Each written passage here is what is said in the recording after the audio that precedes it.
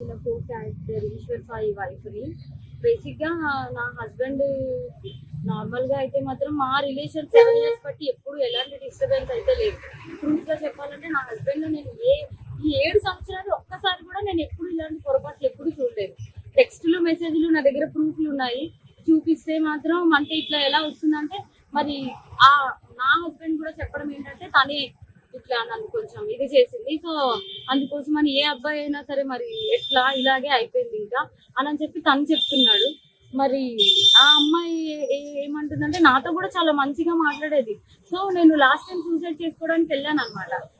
ఇట్లా ఈ అమ్మాయి విషయంలోనే కొంచెం నాకేదో కొంచెం నెగిటివ్ వైబ్ వచ్చి సో నేను బయటికి అంటే నేను సూసైడ్ చేసుకోవడం వరకు వెళ్ళిపోయాను.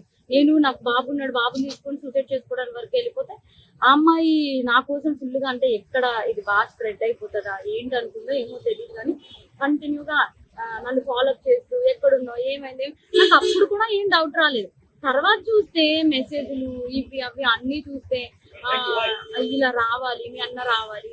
మెయిన్ వాళ్ళిద్దరికి కలిపి ఒక ఆయన ఉన్నాడు, ఆయన రిత్విక్ అని చెప్పి వాళ్ళిద్దరు మీడియేటర్, అబ్బాయి పర్సనల్ అసిస్టెంట్ ఇద్దరికి. సో అసలు ఆ అబ్బాయి ఫోన్ లో ఎన్ని టెక్స్టులు ఇవన్నీ బ్యాకప్ చేసి చూస్తే అసలు చాలా ఇదిగా ఉంది. సో నేనైతే మాత్రం కోరుకునేది ఏంటంటే నా హస్బెండ్ అయితే తప్పైపోయింది, నాకు ఒక ఛాన్స్ అయితే ఇవ్వు అని చెప్పి ఆయన చెప్తున్నారు. కానీ ఆ అమ్మాయి నుండి ఎప్పుడు నేను ఏం ఫేస్ చేస్తానో తెలియదు.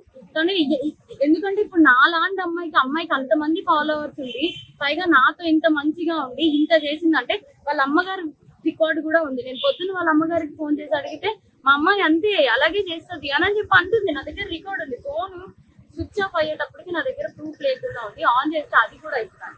సో ఇట్లాగా నాకు అన్యాయం జరిగింది. నా పేరెంట్స్ మా సిస్టర్స్ వచ్చి ఏదో చేశారు, నా హస్బెండ్ నాతో ఏదో కొంచెం పోలీసు దీంతో ఏదో మాట్లాడుతున్నాం అవుతుంది. ఇప్పుడు నా లాంటి అమ్మాయి ఒకవేళ వేరే ఒక అమ్మాయి ఎవరైనా దొరికింది అనుకోండి, అమ్మాయి ఇదే స్ట్రెస్ తట్టుకోలేక సూసైడ్ వరకు వెళ్తే ఎంత ప్రాబ్లం. నేను ఇది ఒక్కటే ఆలోచిస్తున్నా, ఎవరైనా సూసైడ్ వరకు వెళ్ళారు అనుకోండి అప్పుడు ఎంత ప్రాబ్లం ఉంటది. అమ్మాయికి తెలుసు నాకు బాబుని కొనేటప్పుడు నేను ఎంత డిస్టర్బ్ అయ్యాను, చాలా హెల్త్ ప్రాబ్లమ్స్ ఎలా వచ్చాయి అమ్మాయికి అన్ని తెలుసు. ఒక ఆడపిల్ల అయ్యి ఇంకో ఆడపిల్లకి అంత త్వరగా ఎలా మోసం చేస్తుంది.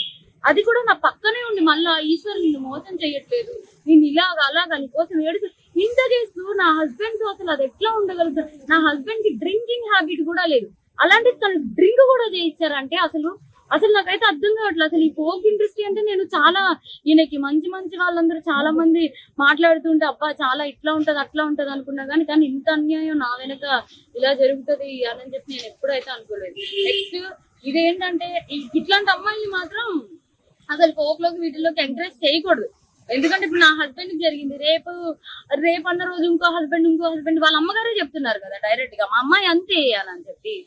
సో ఇవన్నీ కొంచెం చూసుకొని కొంచెం ఫోక్ లోకి తీసుకునేప్పుడు కూడా మనుషుల కోసం నేను మిగతా వాళ్ళని అనట్లేదు కానీ ఇట్లాంటి వాళ్ళని మాత్రం కొంచెం చూసుకోండి, కాపురాలు పోతాయి, చిన్నపిల్లల లైఫ్